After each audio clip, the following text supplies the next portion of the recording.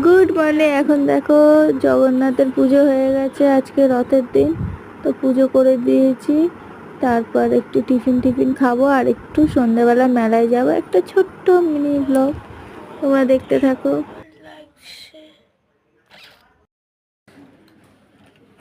আর এখন আমি দেখো ছেঁড়া পাওয়াটা আর ঘুগনি খেয়ে নিচ্ছি সকালে।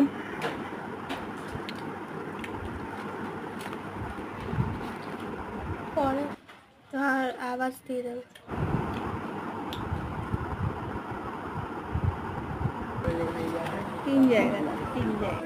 আর এখানে দেখো আলুর দম বিক্রি হচ্ছে। এখানকার আলুর দম এত টেস্টি খেতে, আলুর দমটা কত বড় বড় আলু, 10 টাকা 3 পিস আলু, কত বড় বড় আলু দিয়েছি। তো এবার আমরা একটু মেলাটা ঘুরে নেবো ভেতরটা। তোর বাবা কোথায় নিয়ে আসছে? কত কিছু বসেছে, এখন আর কিছু নিতে ইচ্ছে করে না, সেরকম কিছু নেই মেলা, সে এক সবসময় এখন পাওয়া যাচ্ছে।